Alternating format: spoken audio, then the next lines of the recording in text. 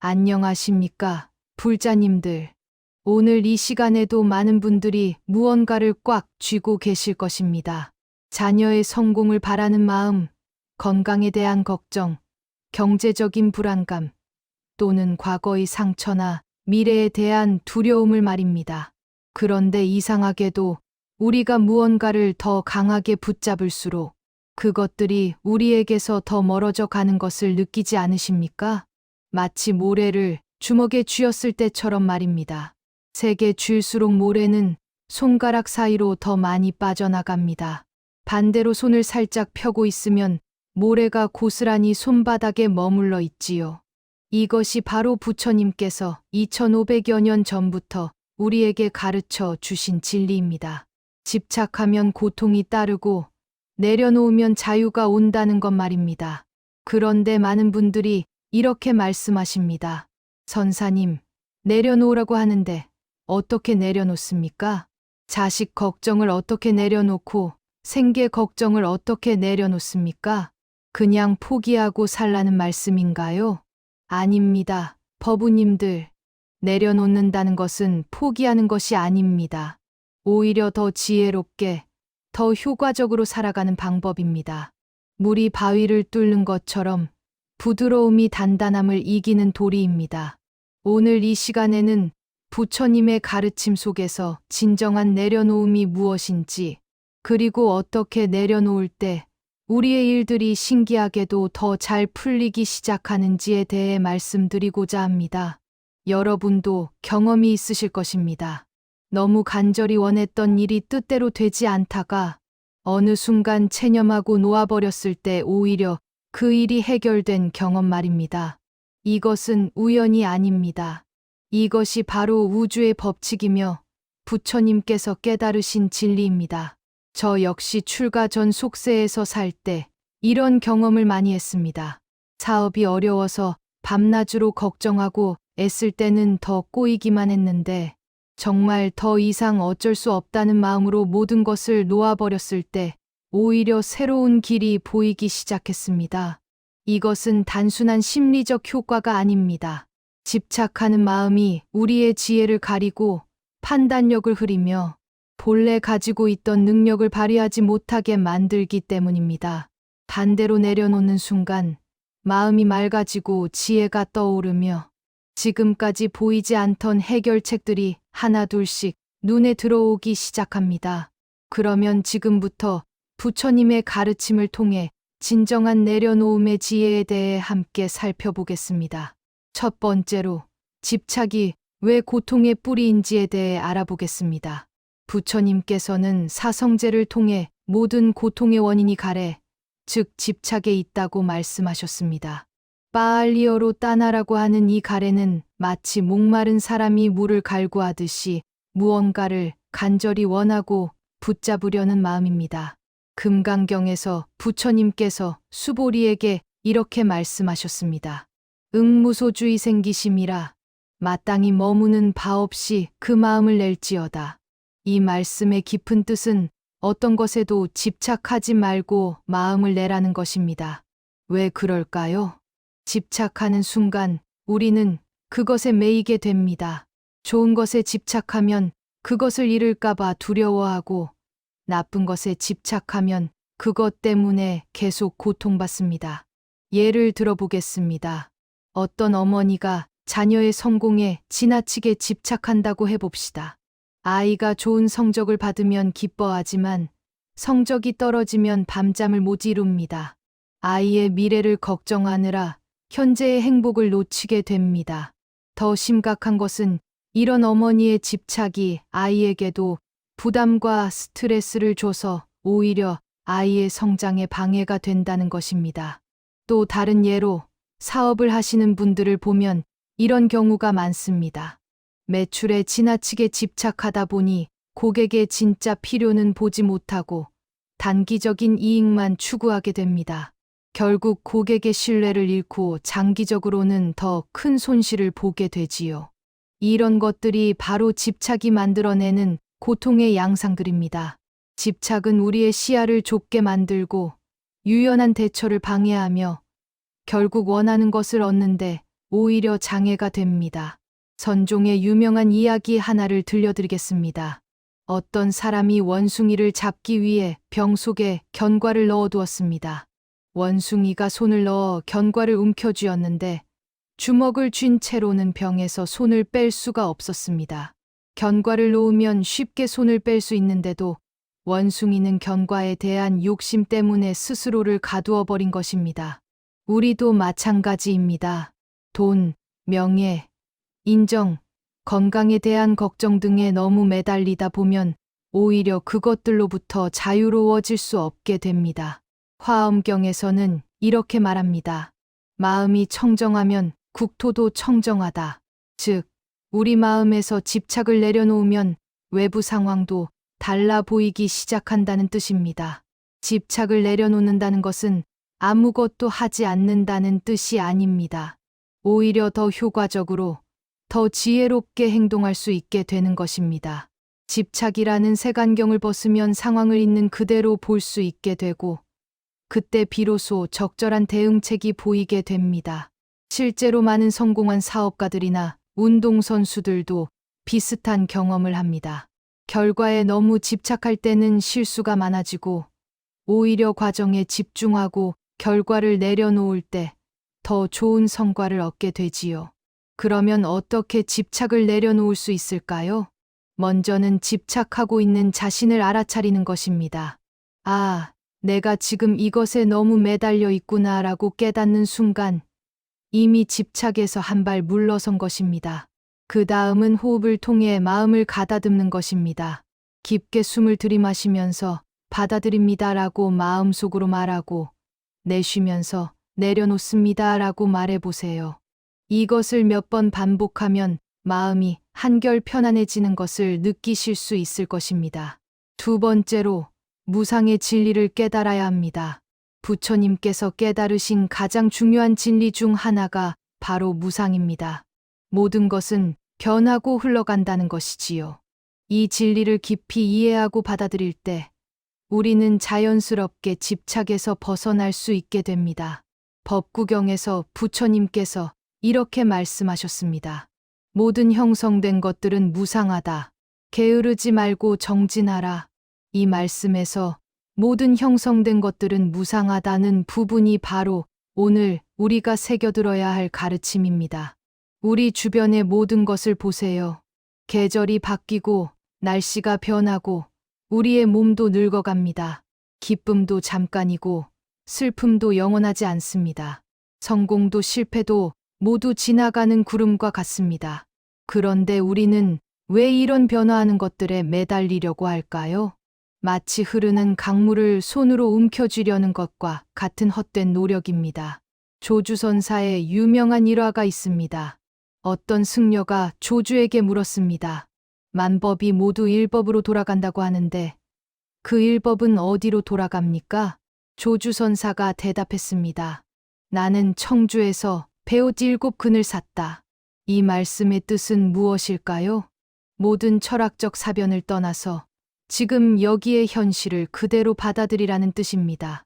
배옷을 사는 것도 무상하고 그것에 대해 생각하는 것도 무상하며 심지어 무상하다고 생각하는 것조차 무상합니다. 이 무상의 진리를 깨달으면 어떤 일이 일어날까요? 먼저 마음이 한결 가벼워집니다. 좋은 일이 있어도 너무 들뜨지 않고 나쁜 일이 있어도 너무 낙담하지 않게 됩니다. 모든 것이 지나간다는 것을 알기 때문입니다. 실제로 어려운 일을 겪고 계신 분들에게 이런 말씀을 드립니다. 이것도 지나갈 것입니다. 반대로 좋은 일을 겪고 계신 분들에게는 이것도 지나갈 것입니다. 라고 말씀드립니다. 같은 말이지만 두 경우 모두 마음의 평정을 찾는 데 도움이 됩니다. 무상을 깊이 이해한 사람은 변화를 두려워하지 않습니다. 오히려 변화를 자연스러운 것으로 받아들이고 그 변화의 흐름에 순응하며 살아갑니다. 마치 물이 바위를 만나면 돌아서 흐르듯이 유연하게 대응할 수 있게 됩니다. 예를 들어 사업이 어려워진 상황을 생각해 보겠습니다. 무상을 모르는 사람은 과거의 성공에 매달려 같은 방식을 고집합니다. 하지만 무상을 아는 사람은 상황이 변했으니 방법도 바뀌어야 한다고 생각하며 새로운 해결책을 찾습니다. 또 다른 예로 자녀 교육 문제를 생각해 보겠습니다. 무상을 모르는 부모는 자신이 어렸을 때의 방식을 고집하거나 다른 집 아이와 비교하며 스트레스를 받습니다. 하지만 무상을 아는 부모는 시대가 바뀌었고 아이도 성장하고 있다는 것을 인정하며 상황에 맞는 새로운 방법을 찾아갑니다.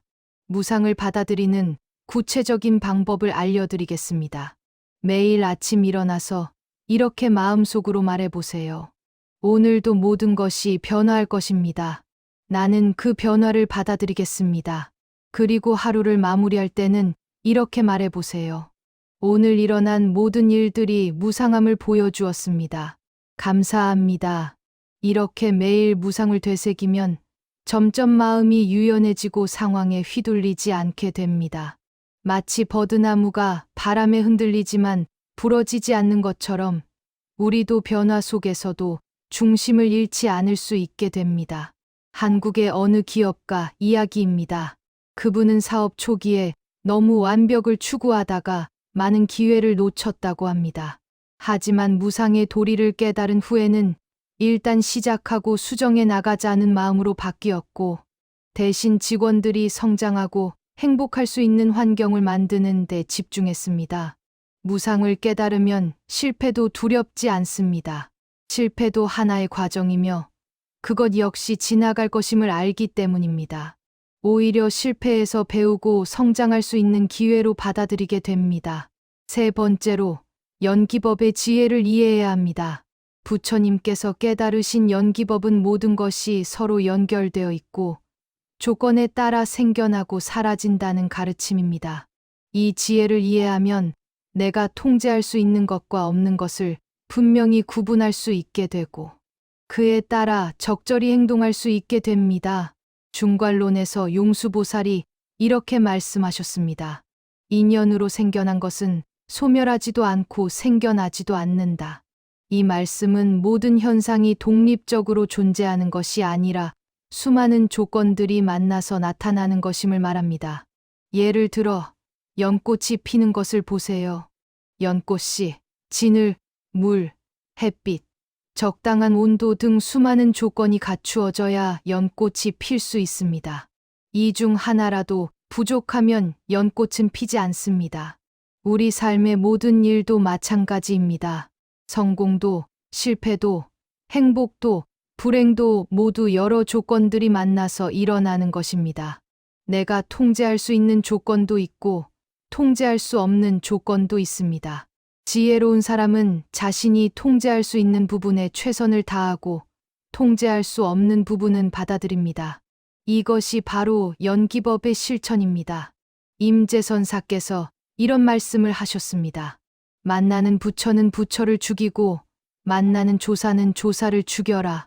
이 말씀의 뜻은 어떤 고정된 관념이나 집착에도 매이지 말라는 것입니다.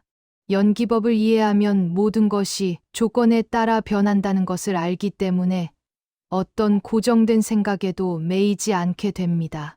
구체적인 예를 들어보겠습니다. 어떤 분이 취업을 준비하고 있다고 합시다. 연기법을 모르는 사람은 내가 노력하면 반드시 취업할 수 있다. 또는 요즘 경기가 어려워서 취업은 불가능하다와 같이 극단적으로 생각합니다. 하지만 연기법을 아는 사람은 이렇게 생각합니다. 취업은 내 노력, 실력, 운, 경제 상황, 회사의 필요 등 여러 조건이 만나야 가능한 것이다. 내가 할 수 있는 것은 최선을 다해 준비하는 것이고 나머지는 인연에 맡기자. 이렇게 생각하면 마음이 한결 편해집니다. 결과에 대한 부담 없이 과정에 집중할 수 있고 그러다 보니 더 좋은 결과를 얻게 되는 경우가 많습니다. 또 다른 예로 부부관계를 생각해 보겠습니다. 연기법을 모르는 사람은 내가 이렇게 하면 상대방도 반드시 이렇게 해야 한다고 생각합니다. 그래서 상대방이 기대와 다르게 행동하면 화를 내고 갈등이 생깁니다. 하지만 연기법을 아는 사람은 상대방의 행동도 여러 조건에 의해 결정된다는 것을 압니다. 상대방의 기분, 건강 상태, 직장에서의 스트레스, 과거의 경험 등이 모두 영향을 미치는 것이지요. 그래서 상대방을 이해하려고 노력하고 내가 변할 수 있는 부분부터 바꿔나갑니다. 연기법의 지혜를 실천하는 구체적인 방법을 알려드리겠습니다. 어떤 문제가 생겼을 때 그 문제를 일으킨 조건들을 하나씩 나열해 보세요. 그 중에서 내가 바꿀 수 있는 조건과 바꿀 수 없는 조건을 구분해 보세요. 그 다음 바꿀 수 있는 조건들을 어떻게 개선할지 계획을 세우고 바꿀 수 없는 조건들은 받아들이세요. 예를 들어, 자녀의 성적이 떨어졌다면 이런 조건들을 생각해 볼 수 있습니다. 바꿀 수 있는 조건 공부 환경, 학습 방법, 부모의 관심과 지원 방식. 바꿀 수 없는 조건 아이의 타고난 능력, 친구들의 영향, 학교의 교육 방식, 사회 전반의 경쟁 분위기. 바꿀 수 있는 조건들을 개선하는 데 집중하고 바꿀 수 없는 조건들은 받아들이면 마음이 한결 편해집니다. 그리고 이렇게 할 때 오히려 아이에게도 더 도움이 되는 경우가 많습니다. 연기법을 이해하면 남을 원망하거나 자책하는 마음도 줄어듭니다. 모든 일이 여러 조건의 결과라는 것을 알기 때문에 누군가 한 사람을 탓할 수 없다는 것을 깨닫게 됩니다. 또한 연기법을 이해하면 겸손해집니다. 성공했을 때도 내 혼자 힘으로 한 것이 아니라 여러 조건들이 도와준 덕분이라고 생각하게 됩니다. 실패했을 때도 내가 부족해서만이 아니라 여러 조건들이 맞지 않았기 때문이라고 생각하게 됩니다. 이렇게 연기법의 지혜로 살아가면 마음이 평정을 유지할 수 있고 상황에 따라 유연하게 대응할 수 있게 됩니다. 네 번째로, 자비심으로 내려놓는 지혜를 기르셔야 합니다. 많은 분들이 내려놓는 것을 포기나 무관심으로 오해하십니다. 하지만 진정한 내려놓음은 자비심에서 나옵니다. 자신과 다른 사람들의 고통을 줄이고 행복을 늘리려는 마음에서 집착을 내려놓는 것입니다.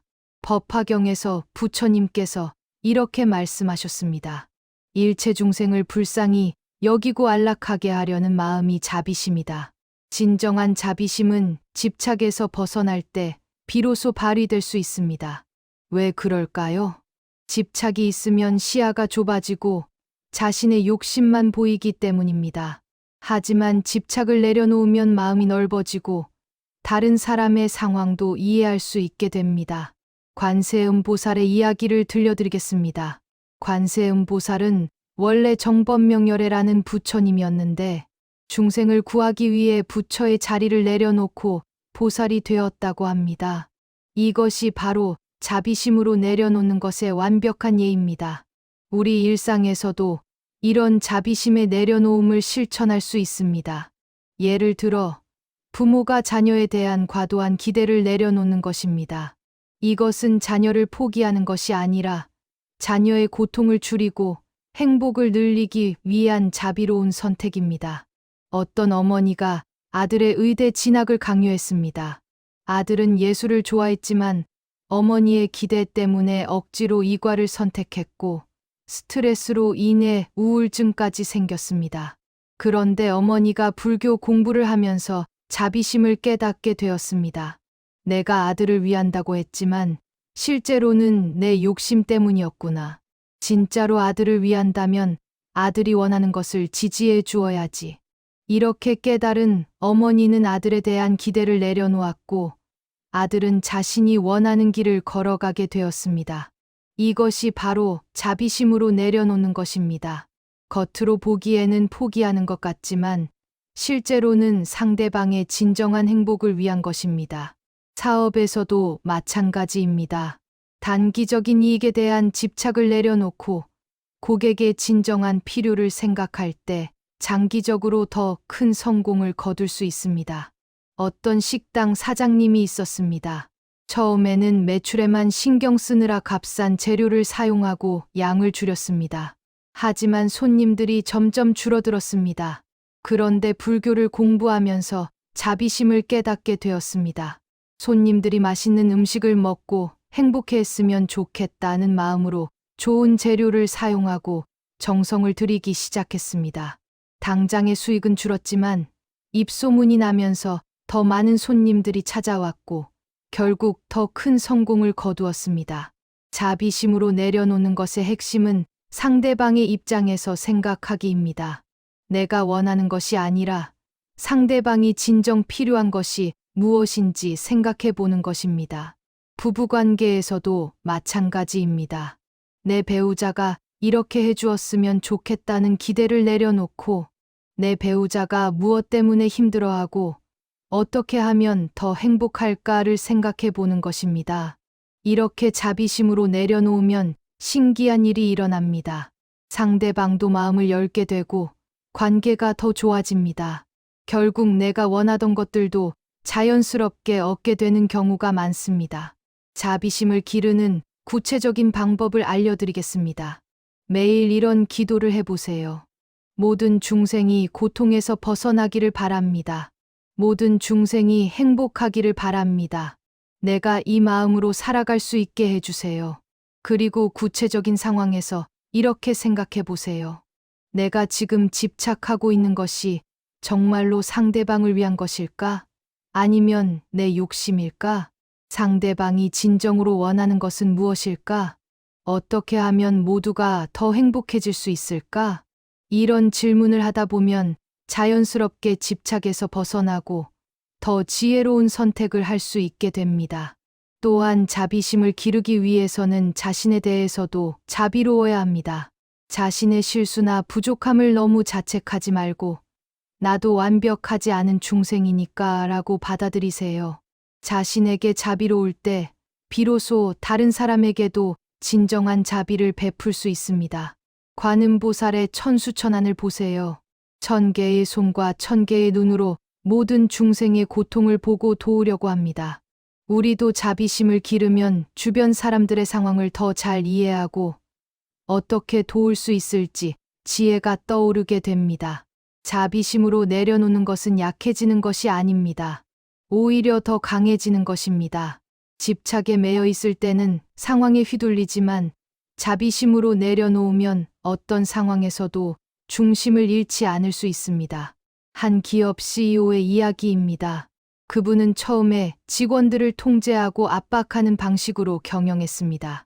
단기적으로는 성과가 나오는 듯했지만 직원들의 이직률이 높고 창의성이 떨어졌습니다. 불교를 공부한 후 자비심을 깨달은 그분은 직원들을 통제하려는 욕심을 내려놓고 대신 직원들이 성장하고 행복할 수 있는 환경을 만드는 데 집중했습니다. 결과적으로 직원들의 만족도도 높아지고 회사의 성과도 크게 향상되었습니다. 이처럼 자비심으로 내려놓으면 모든 사람이 함께 행복해지는 길을 찾을 수 있습니다. 보살님들, 오늘 우리가 함께 살펴본 내용을 정리해 보겠습니다. 첫째, 집착이 고통의 뿌리라는 것을 깨달아야 합니다. 무언가에 너무 매달릴 때 오히려 그것을 잃게 되고 내려놓을 때 진정한 자유를 얻을 수 있습니다. 둘째, 무상의 진리를 받아들여야 합니다. 모든 것은 변하고 흘러간다는 것을 알면 좋은 일에도 나쁜 일에도 과도하게 집착하지 않을 수 있습니다. 셋째, 연기법의 지혜로 살아야 합니다. 모든 일이 여러 조건에 의해 일어난다는 것을 알면 통제할 수 있는 것과 없는 것을 구분해서 적절히 대응할 수 있습니다. 넷째, 자비심으로 내려놓아야 합니다. 자신과 다른 사람들의 진정한 행복을 위해 집착을 내려놓을 때 모두가 함께 행복해질 수 있는 길을 찾을 수 있습니다. 이런 지혜들을 실천할 때 신기하게도 우리가 원하던 것들이 자연스럽게 이루어지기 시작합니다. 마치 꽉 쥔 주먹을 펼 때 새로운 것들을 받을 수 있는 것처럼 마음을 열고 내려놓을 때 새로운 가능성들이 들어옵니다. 오늘 이 말씀이 법우님들의 삶에 작은 도움이 되기를 발언합니다. 혹시 지금 무언가에 과도하게 집착하고 계신다면 잠시 멈춰서서 내가 지금 무엇을 꽉 쥐고 있는가를 돌아보시기 바랍니다. 그리고 용기를 내어 조금씩 내려놓아 보세요. 처음에는 두려울 수도 있지만 내려놓는 순간 느끼게 될 자유로움과 평안함을 경험하시게 될 것입니다. 부처님의 자비와 지혜가 항상 불자님들과 함께하기를 발언합니다. 오늘 말씀이 도움이 되셨다면 구독, 좋아요를 눌러주시고 댓글로 여러분의 경험도 나누어 주세요. 다른 법우님들에게도 큰 힘이 될 것입니다.